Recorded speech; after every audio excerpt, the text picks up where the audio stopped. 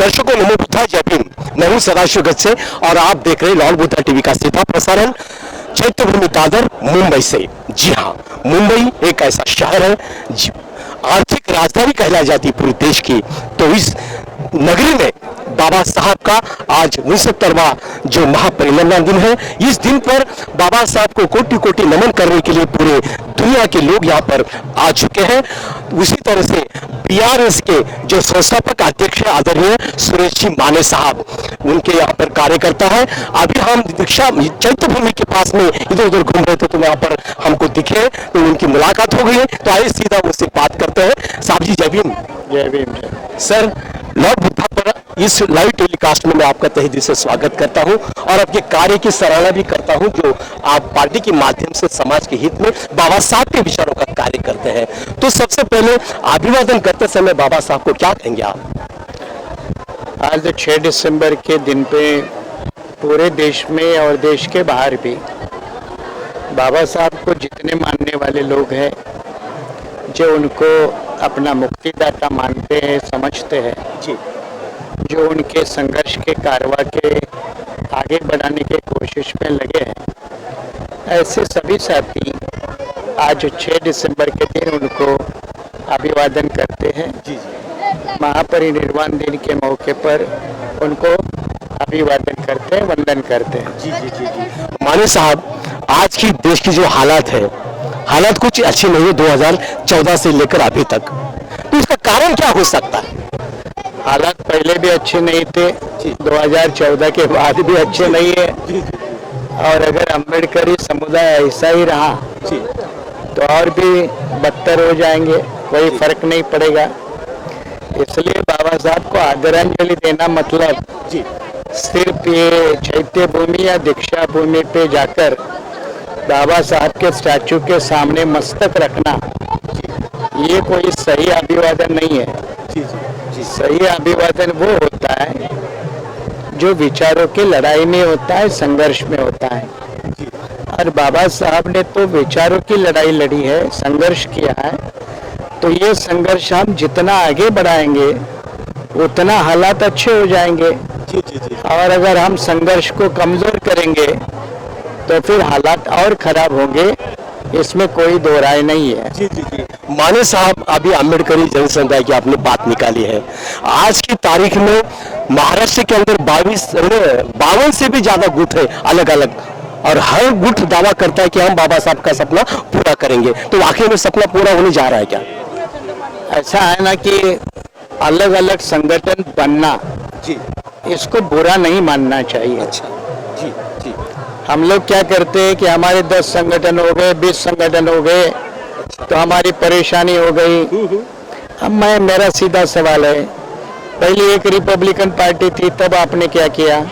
जी, तब तो संगठन नहीं थे ना बाकी, तब आपने कितने MP MLA लाए? अच्छा, सवाल ये है। जी, शेड्यूल कास्ट फेडरेशन एक ही थी, तब कोई दूसरी पार्टियां नहीं थी, तो कितने MP आए, कितने MLA आए? तो ये हमारे लोगों के दिमाग में एक भ्रम पैदा किया है कि आपके ज्यादा संगठन है, आपके ज्यादा नेता हैं। अच्छा। अब दूसरी बात इसमें समझना जरूरी है, गढ़चिरौली में हाल ही में अब लोकल बॉडी का चुनाव हुआ। अच्छा।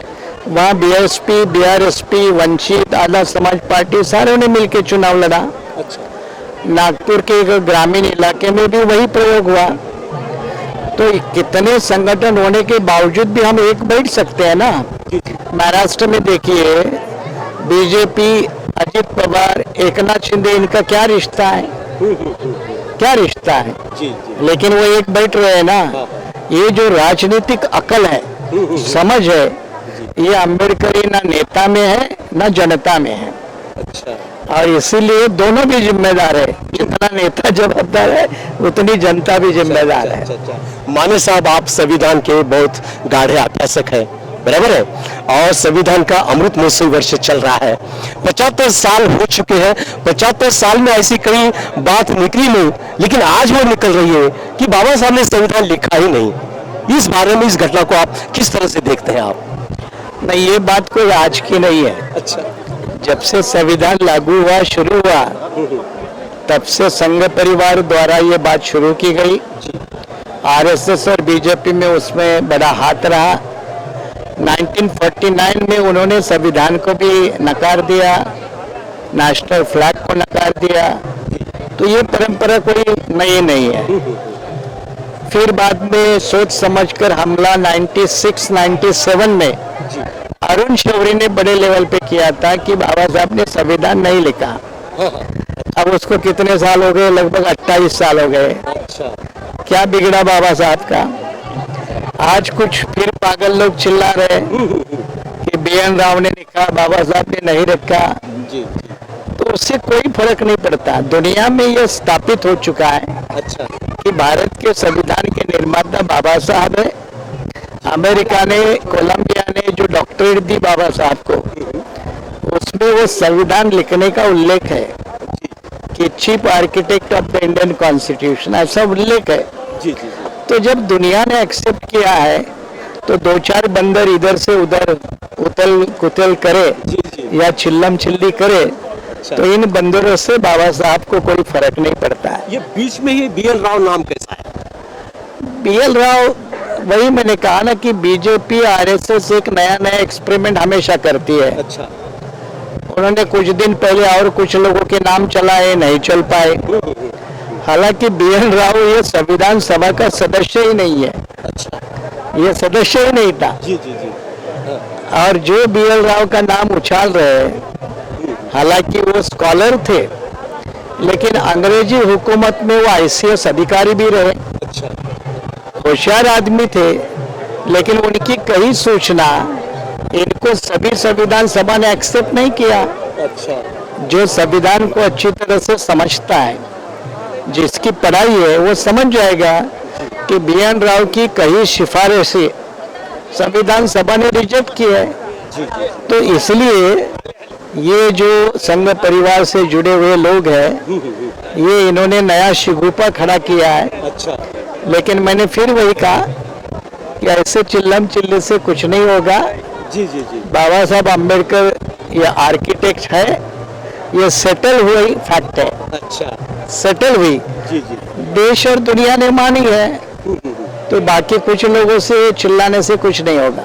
सर, संविधान के एक अभ्यासक बोलकर मेरा सवाल आपसे रह गया कि सही वाकई में संविधान बदला जा सकता है क्या?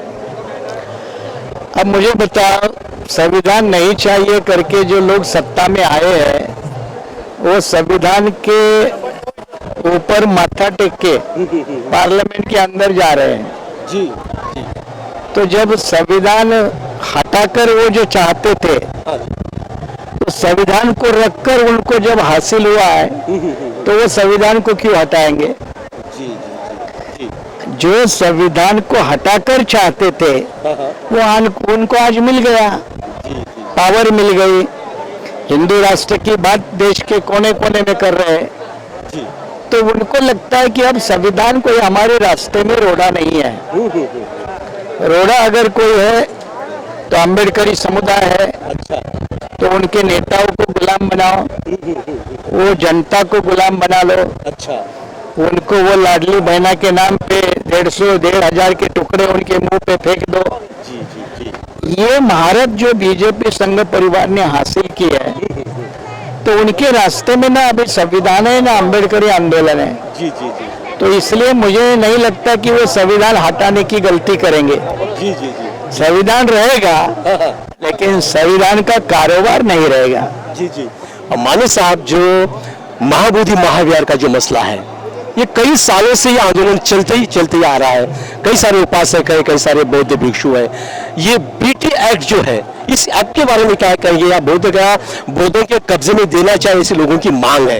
एक अभ्यासक बोलकर क्या कहेंगे आप?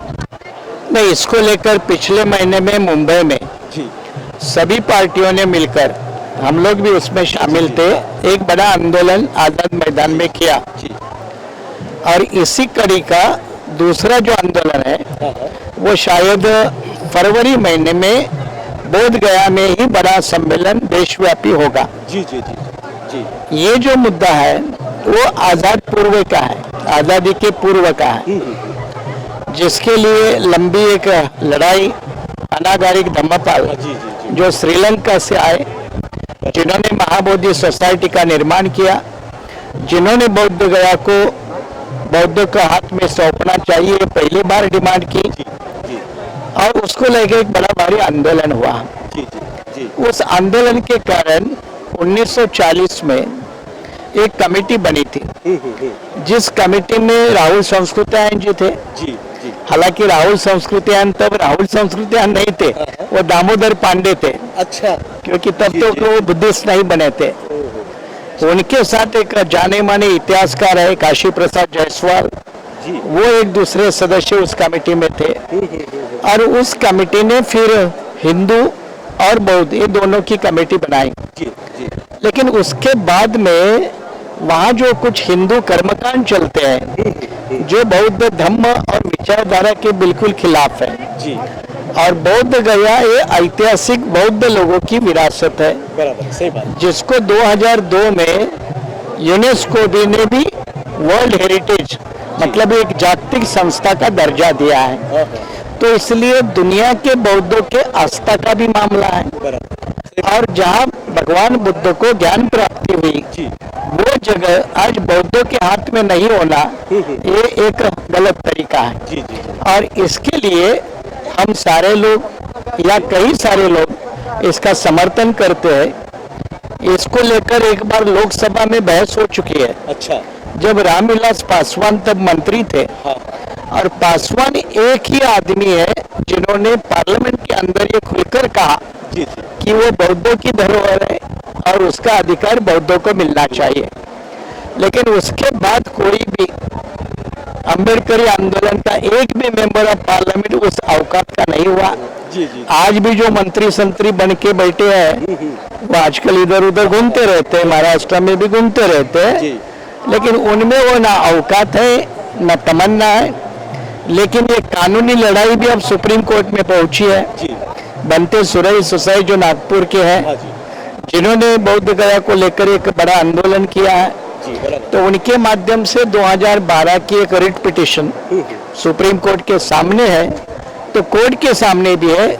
लेकिन मुझे जहाँ तक लगता है कि मोदी और बीजेपी का जो हिंदू राष्ट्र का जो चल रहा है, अच्छा, इसको ध्यान में रखते हुए वो बौद्ध गया को आसानी से बौद्धों के हाथ में देंगे, ऐसा थोड़ा मुश्किल लगता है। और इसीलिए जितने भी बौद्ध हैं, आपके चैनल के माध्यम से हो या और कोई हो, तो उनको इस बात को ध्यान में रखकर सरकार के खिलाफ सख्त रवैया अपनाने की जरूरत है। जी। माने साहब, जाते जाते मेरा सवाल ये रहेगा कि बाबा साहब ने कहा था कि जाओ अपने घर के दीवार पर लिख के रखो कि इस देश की शासक आपको बनना है, जमात बनना है। इस घटना को या बाबा साहब की इस वाक्य को आपकी नजर से कैसा देखते हैं आप? नहीं, यही बाबा साहब का स्टेटमेंट हम कांशीराम जी के माध्यम से सुनते ही बड़े हो गए। जी कि अपनी सारी समस्या की अगर गुरु के लिए कोई है तो वो पावर है, पॉलिटिकल पावर है। और इसलिए बाबा साहब ने कहा था कि जाओ और अपने घर के दीवारों पे लिख दो। अब ये हुआ है कि अब वो जो बाबा साहब का मकसद था, मेरा समाज हुक्मरान होना चाहिए, उस दिशा में ऑल इंडिया लेवल पर एक कांशीराम शख्स को अगर छोड़ दे, अच्छा, तो किसी ने उसी तरह जाने का कोई प्रयास ही नहीं किया। एक कोई नामधारी मंत्री बनना, इसका मतलब शासन करती जमात नहीं है। एक नाम के वास्ते कोई लाल वो दीवे वाली गाड़ी या लैंप वाली गाड़ी लेके घूमना, इसका मतलब शासन करती जमात नहीं है। तो बाबा साहब का इसका मतलब था कि जहां देश के डिसीजन बनते हैं, फैसले होते हैं, उस फैसले में आपकी डिसाइडिंग पावर होनी चाहिए। एक फाइनल निर्णायक अवस्था की आपकी अवस्था होनी चाहिए, और इसलिए पॉलिटिकल पावर के ऊपर फोकस दिया था। तो ये पॉलिटिकल पावर को भी लागू है, ये एडमिनिस्ट्रेटिव पावर को भी लागू है, और ये कल्चरल पावर को भी लागू है। ये सिर्फ एमपी एमएलए तक बात सीमित नहीं है, सभी को लागू, ये कल्चरल पावर तक भी लागू है। तो ये सारे पहलू में जब हम थोड़े ऊंचे बनेंगे, अच्छा, तब वो बाबा साहब का सपना साकार होगा। लेकिन उस दिशा में बहुत कम लोग प्रयास करते हैं, ये दुर्भाग्य है। जी। और मुझे लगता है कि यंग पीढ़ी है जिसको बहुत सारा रेडीमेड मिल चुका है। अच्छा। पढ़े लिखे बाप बेटे के, लड़का लड़की, इनको इसकी कोई जरूरत महसूस नहीं होती है। जी जी जी और जो बेचारे गांव खेड़े का पीड़ित है, शोषित है, उसकी अपनी बहुत सारी मर्यादा है, तो वो मर्यादा के बीच आगे चलने की कोशिश करता है। और जो कंफर्ट जोन में आ गए हैं वो और कंफर्ट जोन में जाने की कोशिश करते हैं। इसके कारण बाबा साहब की बात वो दीवारों पर रहती है, असल में नजर नहीं आती। सर, आपके पास में विचारों का खजाना ही है। आप जैसे जैसे बात कर रहे हैं वैसा वैसा मुझे क्वेश्चन नजर आ रहे हैं। बाबा साहब ने ये भी कहा था, सपना था बाबा साहब का कि मैं भारत बौद्ध में बनाऊंगा। क्या उस दिशा से हम चल रहे हैं क्या? अब बाबा साहब का भारत बौद्धमय करना, उसकी जो मीनिंग है, अर्थ है, वो अलग अलग है। अच्छा। कुछ लोग कहते हैं कि भारत बौद्धमय करना मतलब सारे धर्मांतर करके बौद्ध होने चाहिए, बुद्धम शरणम का नारा लगना चाहिए। जी जी, हाँ हाँ। अच्छा। तो कुछ लोगों का कहना है कि बाबा साहब ने भी इसका खुलासा करते हुए कहा अच्छा कि जिस दिन इस देश में कोई विषमता नहीं होगी, भेदभाव नहीं होगा, शोषण नहीं होगा, जी जी एक इंसान दूसरे इंसान से इंसान के रिश्ते के साथ बर्ताव करेगा, उस दिन मैं समझूंगा भारत बौद्धमय हो गया। जी जी जी इसके लिए पहला कदम अगर कोई है तो जाति विनाश। जी ये जाति का विनाश किए बगैर भारत बौद्धमय हो ही नहीं सकता। जी जी और इसलिए जाति आंदोलन, जाति नष्ट करो, जाति मिटाओ आंदोलन, ये जब तक तेज नहीं होता तब तक बुद्धिज्म की तरफ रास्ता नहीं जाता, समता की व्यवस्था की तरफ रास्ता जाता ही नहीं। अच्छा। और आज फिर उसी दिशा में बहुत से लोग, अब ये अलग बात है कि शिक्षा के माध्यम से, अर्बनाइजेशन के माध्यम से जाति के ऊपर असर हो रहा है, ये बात सही है। जी जी जी ऐसा नहीं है कि कोई फर्क नहीं पड़ रहा है, फर्क तो पड़ रहा है। जी। लेकिन मोरल कोड है, कल्चरल कोड है, फिर संघ बीजेपी सर की ताकतें हैं जो फिर जाति को वापस अलग ढंग से लाना चाहती है। अच्छा। या फिर अलग एडमिनिस्ट्रेटिव लेवल पे जाति का एक नया नज़ारा है। जी जी या इवन पावर के लेवल पे जाति का नया नज़ारा है। इसका उदाहरण दे दूं हाँ, बोलिए। तो ये रिसेंट हालात है, हाँ। आजकल देश में नक्सलाइट को सरेंडर करने का बड़ा मामला चल रहा है। जी जी जी। लेकिन जो अपर कास्ट का नक्सलाइट है वो सरेंडर होता है और जो दलित और ट्राइबल है वो मारा जाता है। अच्छा। वो मारा जाता है, तो इसलिए उनको सरेंडर होने का भी मौका नहीं मिलता, तो जाति वहां भी आती है। जी जी जी तो जाति तो सभी जगह आती है। जी जी और इसलिए जाति विनाश एक बहुत बड़ा चैलेंज है। जी जी पॉलिटिकल पार्टी हो, नॉन पॉलिटिकल संगठन हो, इनको जाति के खिलाफ टकराने के अलावा कोई रास्ता नहीं। लेकिन हिम्मत वाले बहुत कम लोग हैं, इसलिए जाति बनी रहती है। जी जी जी। माने साहब, आज पूरे भारत के कोने कोने से लोग बाबा साहब को मुंबई में चैत्यभूमि दादर में नमन करने के लिए, अभिवादन करने के लिए आए हैं। तो लोगों से क्या अपील करेंगे? लोगों से यही अपील है कि भाई बाबा साहब ना स्टैचू में है, ना बाबा साहब चैत्य भूमि में है, ना दीक्षा भूमि में है। वो जो भी है वो प्रतीक है आस्था के, श्रद्धा के। असली बाबा साहब संघर्ष में है और बाबा साहब की विरासत संघर्ष है। ये संघर्ष जितना आप सफल करोगे उतना आप बाबा साहब का सम्मान करोगे। जी जी जी। और इस संघर्ष को जितना कमजोर करोगे, विरोध करोगे, उतना आप लोग बाबा साहब का विरोध करते हो। तो आप लोगों को तय करना है कि हम सम्मान करने वाले बने या विरोध करने वाले बने। कम से कम 6 दिसंबर के दिन के मौके पर इतना भी फैसला गंभीर रूप से किया तो आप सच्चे अम्बेडकरवादी हो, ऐसा मैं मानता हूँ। जी जी। तो दर्शकों, ये थे बीआरएस पार्टी के संस्थापक अध्यक्ष आदरणीय सुरेश जी माने साहब, जो संविधान के गाढ़े अभ्यासक हैं, अभी तक लॉर्ड बुद्धा पर बहुत सारी उन्होंने बातें यहाँ पे रखी है, वो आप ध्यान में लें, उसी तरह से चलने का प्रयास करें। आने वाले दिनों में बीआरएस पार्टी के माध्यम से, सुरेश जी माने साहब के माध्यम से ऐसा ही समाज का कार्य हो, ऐसा ही बाबा साहब के विचारों का कार्य हो, और ये कार्य करने के लिए माने साहब को लंबी उम्र लग जाए, ऐसे उनके प्रति मंगल कामना जताते हुए और समय को देखते हुए मैं मेरी बातों को यहाँ पर विराम देता हूँ। फिर मिलते हैं किसी नए मेहमान के साथ, तब तक के लिए नमो बुद्धाय, जय भीम।